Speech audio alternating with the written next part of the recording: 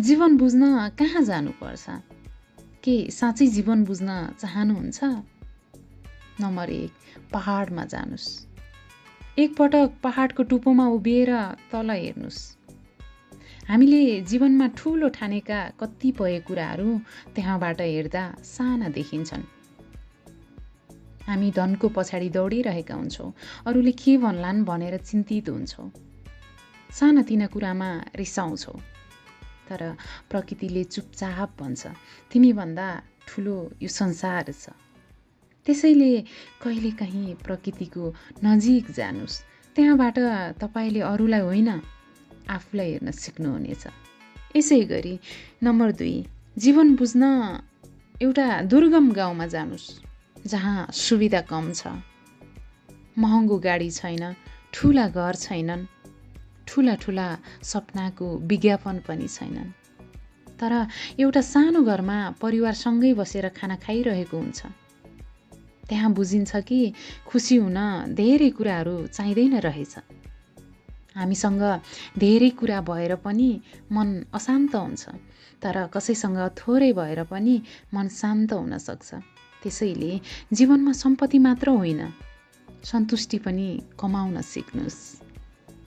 Number 3, जीवन बुझ्नको लागि एकपटक अस्पतालमा जानुस्।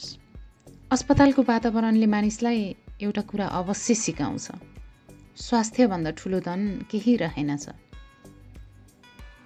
त्यहाँ धनी र गरिबको त्यति ठुलो भिन्नता देखिँदैन।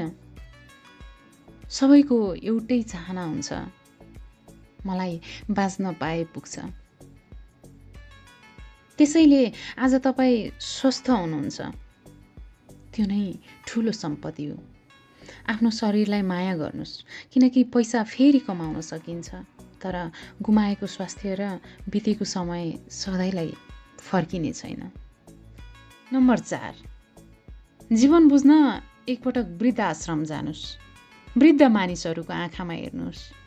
त्यहाँ तपाईले धेरै वर्षको जीवन देख्नुहुनेछ। कसैले आफ्नो आफन्त बनायो, कसैले धन कमायो, कसैले मान सम्मान इज्जत नाम कमायो, तर अन्तिममा मानिसलाई चाहिने कुरा धेरै हुँदैन।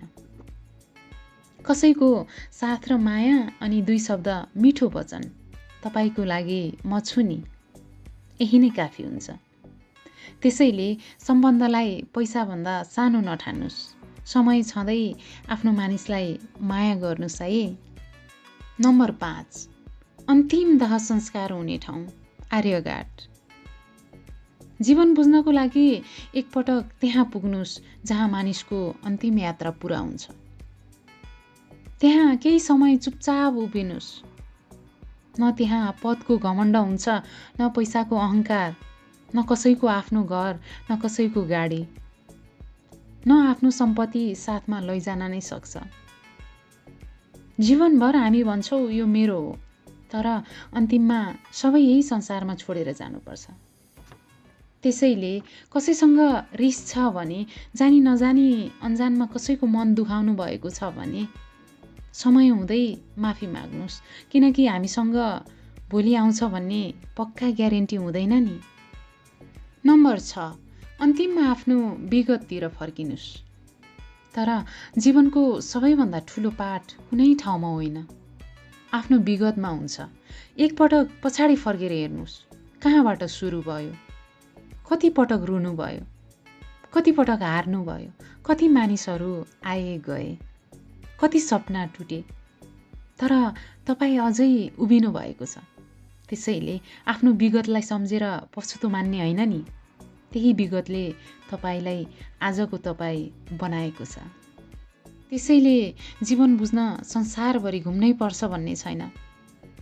पहाडबाट विनम्रता सिक्नुस्, गाउँबाट सन्तुष्टि सिक्नुस्, अस्पतालबाट स्वास्थ्यको मूल्य बुझ्नुस्, वृद्धाश्रमबाट सम्बन्धको मूल्य बुझ्नुस् र अन्तिम दाह संस्कार हुने ठाउँ आर्यघाटबाट जीवनको अन्तिम सत्य बुझ्नुस्। अनि आफ्नो विगततिर फर्किएर हेर्नुस्, त्यहाँ तपाईँले जीवन मात्र होइन आफूलाई नै भेट्नुहुनेछ। किनकि जिन्दगी लामो भएर होइन नि, जति समय बाँच्छौ त्यति समय अर्थपूर्ण बनाएर बाँच्न सक्यौ भने मात्र त्यही जीवन साँचो जीवन हो। यदि यो कुराले तपाईँको मन छोयो भने, भिडियो मन पर्यो भने, यस्तै जीवनका वास्तविक कुराहरू सुन्न कृपया च्यानललाई सब्स्क्राइब गर्न नभुल्नुहोला। धन्यवाद।